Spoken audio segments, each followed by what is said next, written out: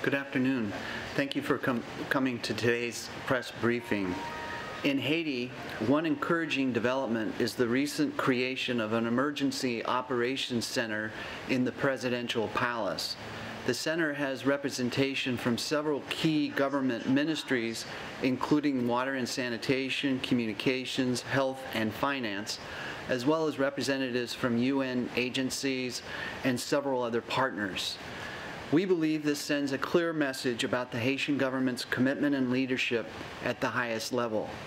All of us in the international community should continue to constantly question and remind ourselves how we can best support the Haitian people and their government in response to this crisis at hand.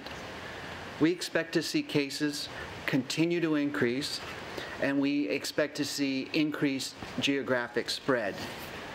Over the weekend, cholera continued to spread through 6 departments in Haiti.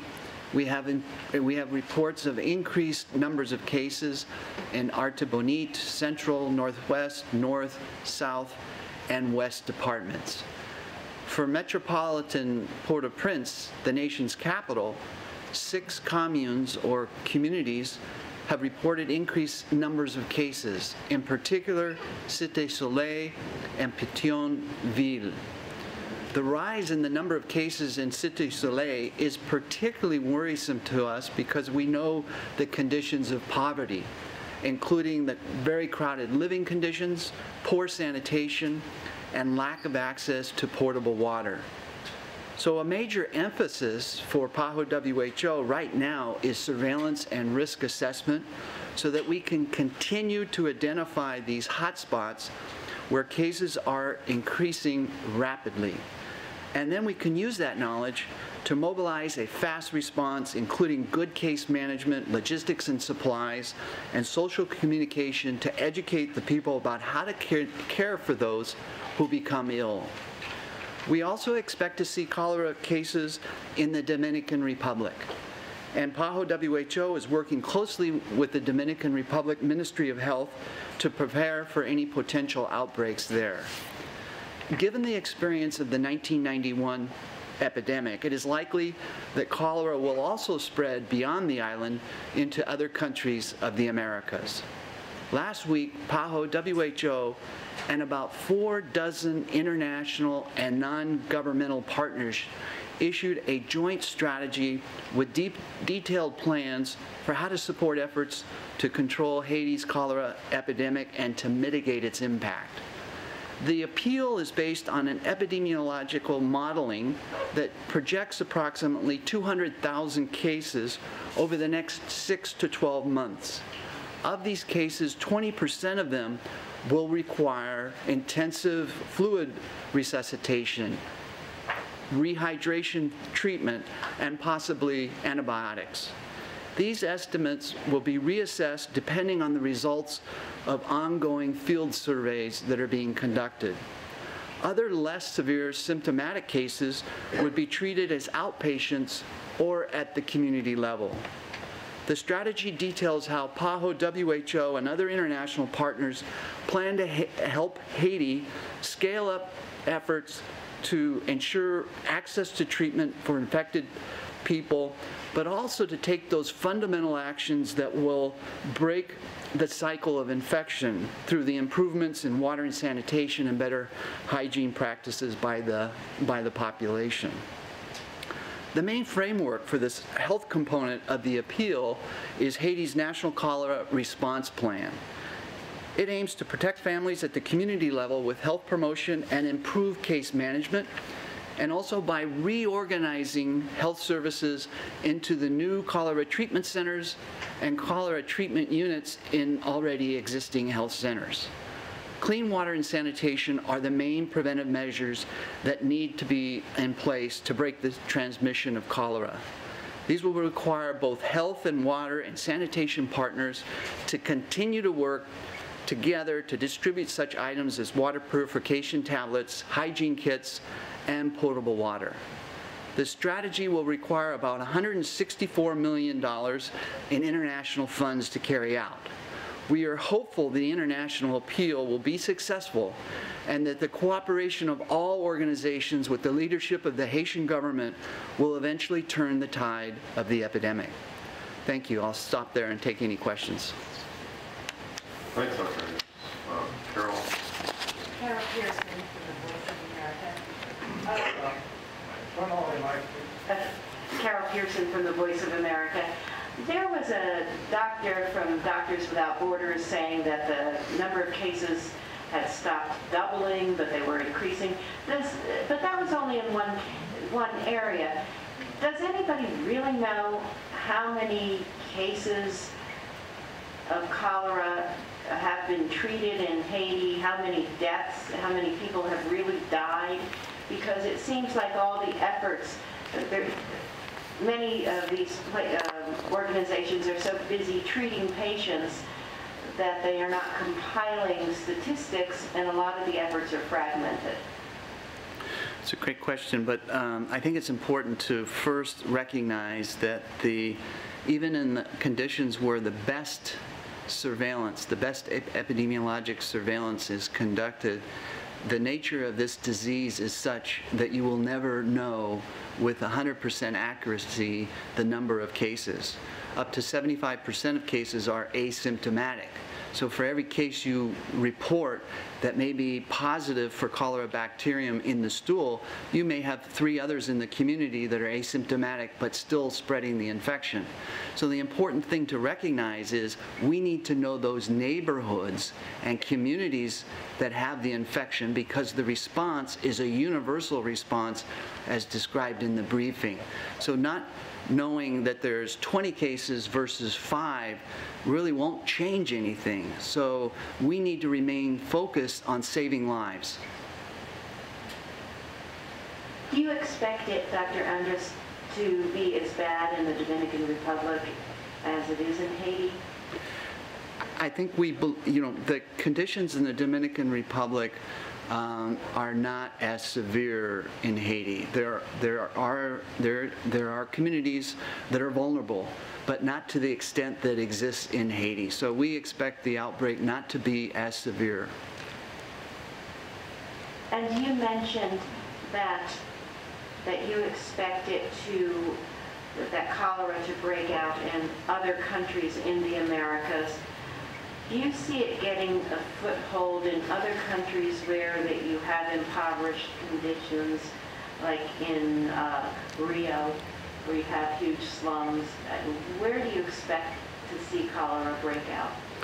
Well, the experience of 1991 resulted in some 6 years of transmission throughout the Americas. So we had this epidemic that continued with transmission of cases perhaps at lower levels, but eventually countries were able to interrupt transmission. But it took several years. So the foothold will certainly exist for some time, but given the previous experience and the mobilization of efforts and resources to stop transmission, I think we're optimistic that countries will continue to do so. Yes, and it was about the nature of the transmission of this disease. Do you expect to see it in waves, so that, it might double and then kind of, you'll see a crest of the wave, and then there'll be a lull, and is that the way you expect this disease to go? It's a great question. Because the nature of the island, we often use the term island epidemiology. It's a limited geographic area where infection will spread, but it's going to be contained by the geographic limitations. There will be populations that have higher levels of vulnerability than other populations, particularly those peri-urban slum populations like Cité Soleil, where there are very crowded conditions and the transmission will be amplified due to those crowded conditions. Another level of transmission might be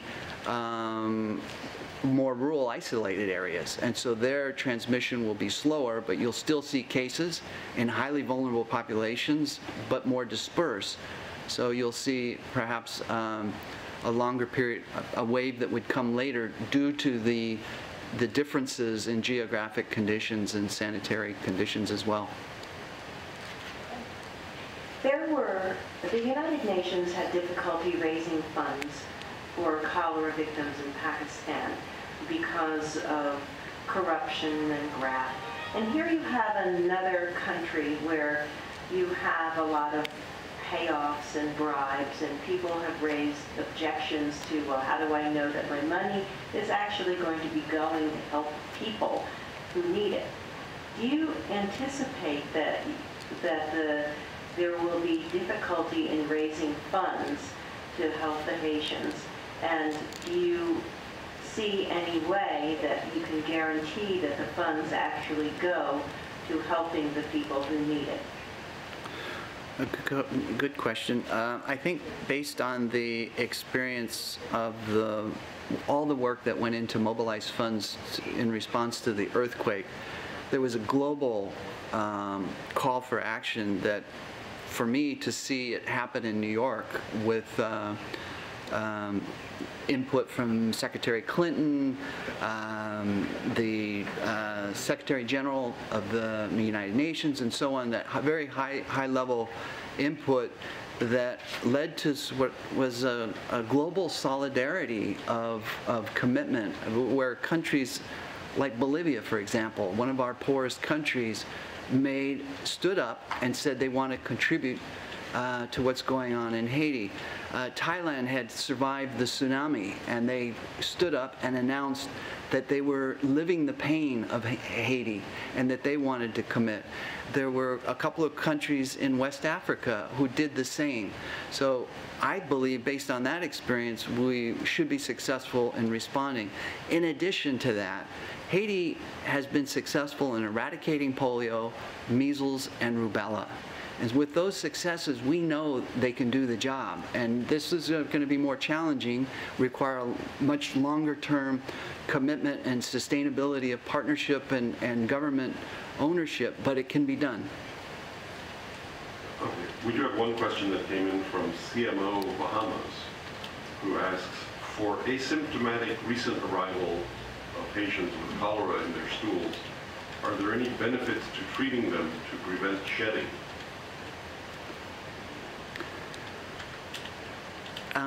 I think basically you would want to use those mitigating measures that we have in our website documents that are very clear and effective in preventing transmission, hand washing and so on. So that's my response. The question is there a plan to engage the education sector and related NGOs in education and prevention, since schools are centers of crowded populations and avenues for mass education and services? Do we have water and sanitation shortages in internally displaced person camps and schools? There's a lot of work going on with the schools, and in particular UNICEF has put a major emphasis on interventions that would reach school children, particularly with messages that will help prevent infections in their families.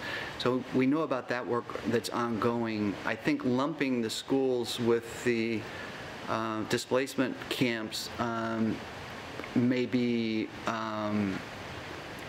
I would not want to address that. The displacement camps are being served by mobile clinics. They have been provided portable water and latrine facilities. So many people on the ground there have said that they are less worried about the displacement camps than, say, neighborhoods of poverty where there are no sanitary conditions and no portable water. So it has to be a comprehensive approach. We know that some hospitals are having difficulty maintaining their potable water sources, so I would imagine that some schools, in addition, particularly those isolated schools in the rural areas that I mentioned in the north.